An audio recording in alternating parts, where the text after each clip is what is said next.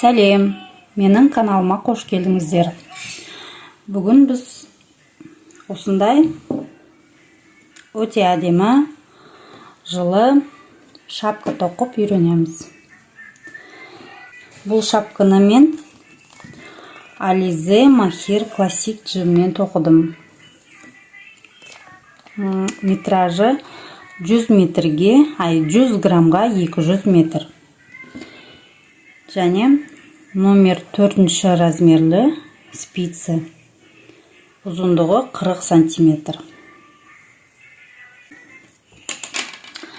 Жібімді мен қос қабаттап алдым.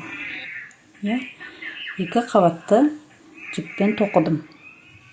Бұл шапка 55-56 размерлі басқа келеді. Және шапканың ұзындығы 28 сантиметр болып шықты. Бұл бірес қайырылып келетін шапка болғандықтан.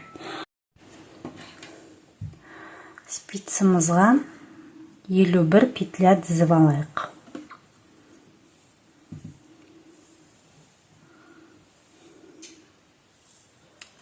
Екі, үш, төрт, бес. Осылай спицымызға 51 петля дізіп алыңыздар. 51 петлямды дізіп шықтым. Енді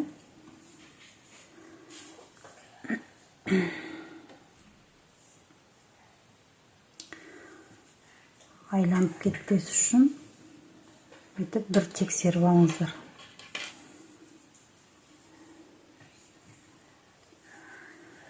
Енді мына жақтағы бір петляны алып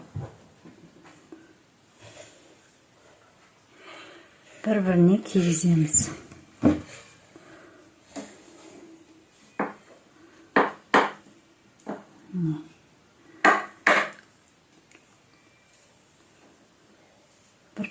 Келесі петляға кигіземіз. Қайтадан. Енді спицымызда 50 петля қалды. Бірінші петляны басталған жеріміз мына жіптен белгілі болып тұрады. Біріншісін оң тоқимыз. Екіншісін теріс петляны тоқымай накидпен іліп аламыз. Оңды тоқып аламыз. Терісті тоқымай накидпен іліп аламыз. Табрез көрсетейін. Келесі петляны оң тоқимыз.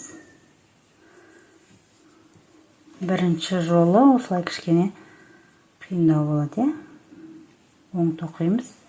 Келесін накидпен тоқымай іліп аламыз. Осылай кезектестіріп барлық петляны тоқып шығыңыздар. Міне мен соңғы петляға келдім.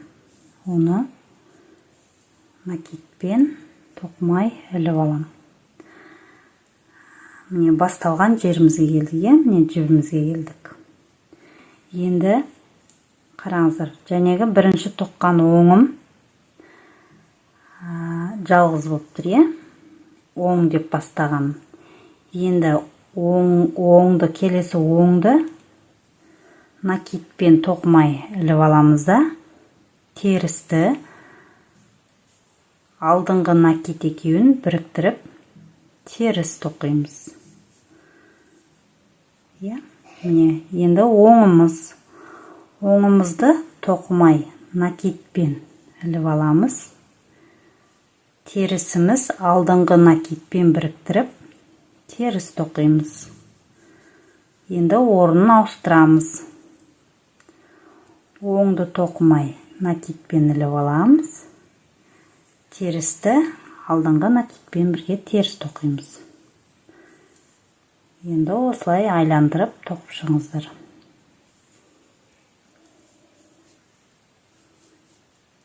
Орындарын ауыстырамыз енді.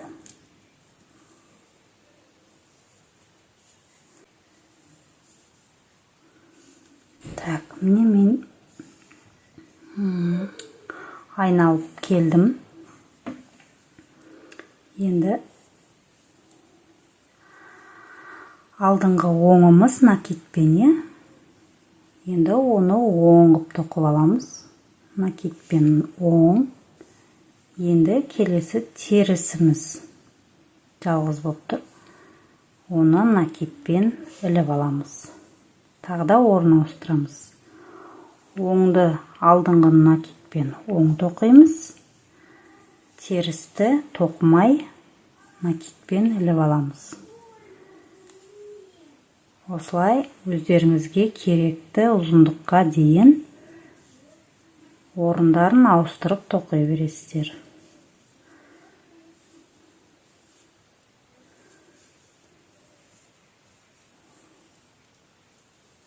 Көрініп тұрады уже мына жерде терісті тоқымай іліп аламыз. Оңды алдыңғы накитпен біріктіріп оң тоқимыз. Бірінші, екінші қатарда ғана түсінбей қаласыздар. Ары қарай уже көрініп тұрады. Оң терісі көрініп тұрады уже.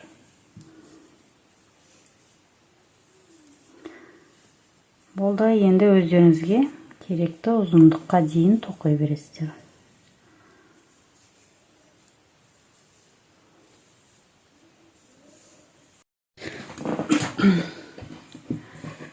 Міне мен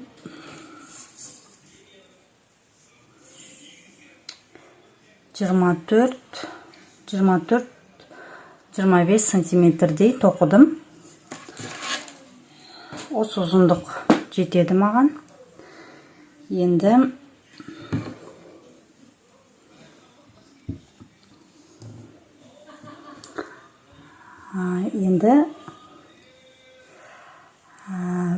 бір оң бір теріс қып, қалай қарап тұр бізге солай тоқып шығайық. Оң, теріс, оң, теріс. Осылай айландырып тоқып шығыңыздар.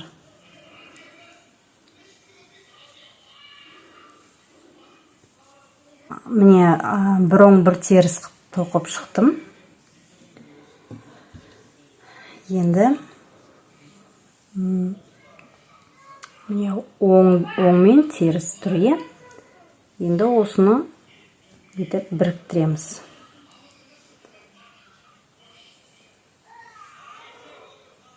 Барлық петляны оң қыламыз. Оң, келесі теріспен оң тұр. Оны да біріктіріп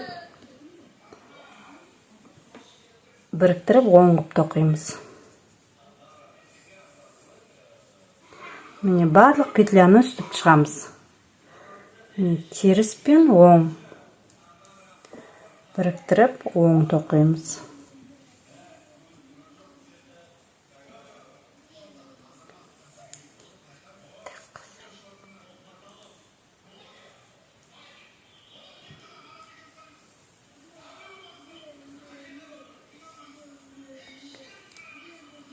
Осылай айландырып оң тоқып шығыңыздар.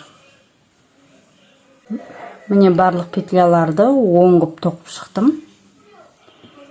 Енді келесі екі оңды тағы да біріктіреміз. Екі-екіден тағы да біріктіріп шығамыз. Осылай айландырып тоқып шығыңыздар. Сонда петлямыз азаяды,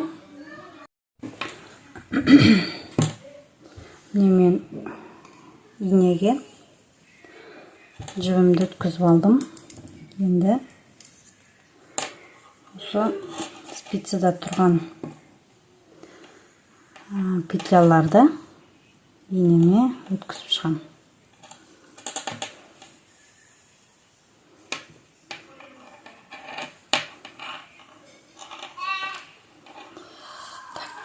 кішкене ыңғайсыз болып тұр қазір.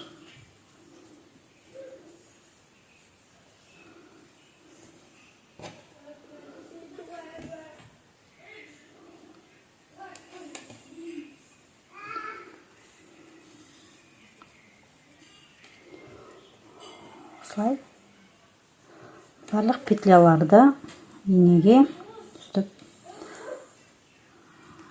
өткізіп шығамын.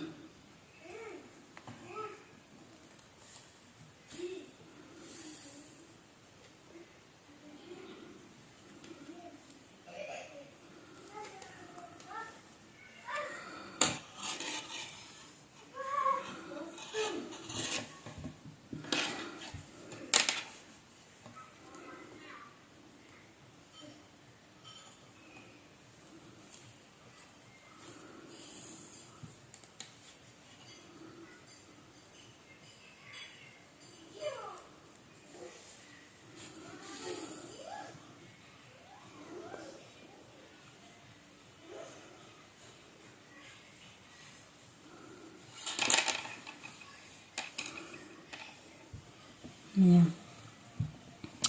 Енді мына кішкене қаттырақ тартып,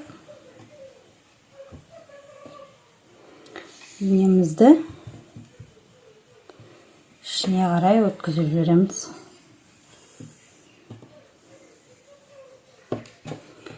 Кішкене қаттырақ тартып жіберіңіздер. Енді іш жағынан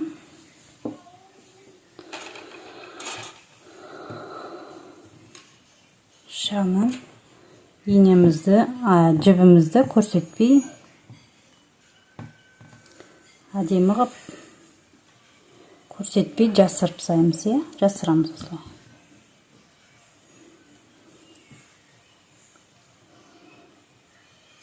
Біраз былай қарай өткізіп, жібімізді, артық жіптерді қиып тастаймыз.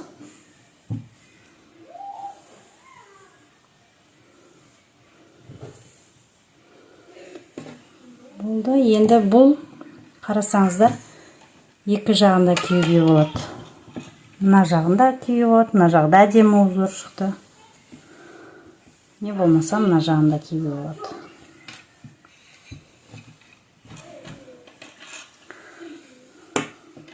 Бүйтіп қайырып кисеңіздер, өте әдемі шапқа шықты.